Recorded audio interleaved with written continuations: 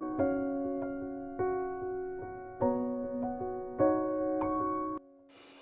বন্ধুরা, good morning সবাইকে।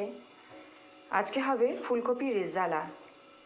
তো তার জন্য আমি ফুলকপিগুলো নিয়েছি, এরকমভাবে ডুমো ডুমো করে কেটে নিয়েছিলাম। তো এগুলোকে আমি নুন হলুদ দিয়ে সেদ্ধ করে দিয়েছি। হলুদ না দিলেও চলে, তবু আমি হলুদটা দিয়েছি, একটুখানি কেমন যেন সাদা সাদা ফ্যাকাসে ফ্যাকাসে লাগে ওই জন্য। তো যাই হোক, ফুলকপিগুলো সেদ্ধ করে আমি জলটা ঝরিয়ে নিয়েছি। এরপর কি দেবো? এরপর রেজালা বানানোর জন্য এই যে চাল মগজ দেবো, কাজু বাদাম দেবো। চাল মগজ দিয়েছি আর 3-4টে কাজু বাদাম দিয়ে দিয়েছি। আর দেবো গিয়ে টক দই। তো টক দই দেবো, কতটা আমি দেখাচ্ছি। তাহলে টক দই দেবো ওই 3 চামচের মতো টক দই দিয়ে সব একসাথে আমি মিক্সিতে পিষে নেব। আর একটা জিনিস বন্ধুরা, এই যে ফুলকপিটাকে আমি খানিকটা আর কি সিদ্ধ করে জলটা ফেলে রেখে ছেঁকে রেখেছি, তো এটার মধ্যে কিন্তু আমি একটুখানি বেসন দেবো, অল্প একটু বেসন দিয়ে ভালো করে আলগা হাতে কোট করে নেব।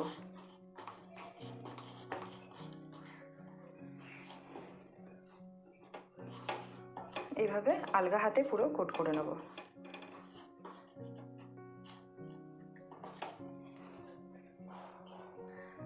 আর বন্ধুরা, কোট করার সময় খানিকটা নুন দিয়ে দেবেন, ভেবেচিন্তে নুনটা দেবেন, কারণ সেদ্ধ করার সময়তেও কিন্তু নুন দেওয়া হয়েছে। দিয়ে কড়াইটা খুব ভালো করে গরম হয়ে গিয়েছে। এবার রেজালাটা কিন্তু আমার সাদা তেলেই হবে। কড়াইয়ে তেল দিয়ে দিয়েছি। এরপর একটা একটা করে ফুলকপিগুলো আমি দিয়ে দেব।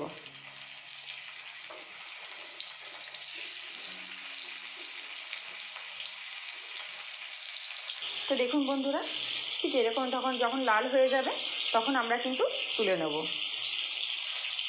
তো বন্ধুরা দেখুন, ঠিক এইভাবে লালচে আকারে আমি প্রত্যেকটা ফুলকপি সব ভেজে নিয়েছি। এরপর এইখানে একটুখানি তেল আছে,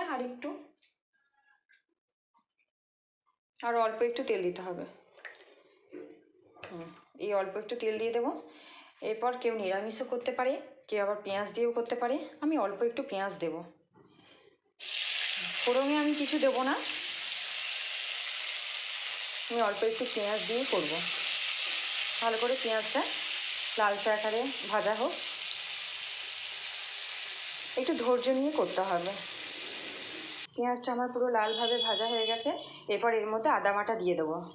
আদাও দিয়েছি, টমেটোও দিয়েছি। টমেটো না দিলেও চলে, দিলাম। দিলে খুব একটা খারাপ লাগবে না, তাই দিলাম। ভালো করে মশলাটা কষে নেব। এর মধ্যে এবারে প্রতিদিনের উপকরণ নুন দেবো। হলুদ কিন্তু না দিলেও চলে, আমি একটুখানি দেবো।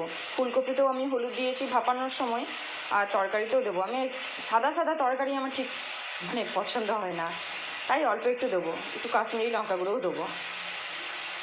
মশলাটা আমার একদম ভালো করে কষা হয়ে গেছে। এরপর ওই যেটা বাটলাম সেই বাটাটা দিয়ে দেবো, দিয়ে আবার ভালো করে কষিয়ে নেব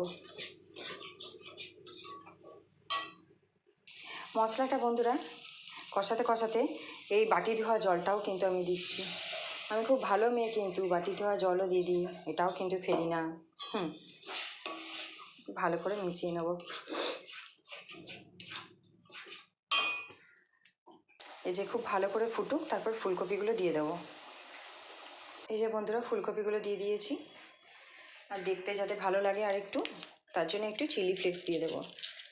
বেশি না, খুব একটা না, অল্প একটু দিয়ে দেবো যাতে দেখতে ভালো লাগে। এরপর একটু ধিমি আঁচ করে ঢাকা দিয়ে একে হতে দেবো।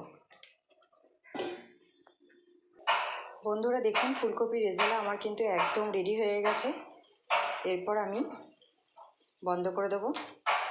আর এই রকম একদম অল্প ঘি দেব। বেশি ঘি দিলে বেশি রিচ হয়ে যাবে, কারণ এটা শুধু ফুলকপির রেজালা হচ্ছে না, আলু টালু কিছুই তো নেই। তো যাই হোক বন্ধুরা, রান্না আমার কমপ্লিট হয়ে গেছে। সবাই ভালো থাকবেন, সুস্থ থাকবেন।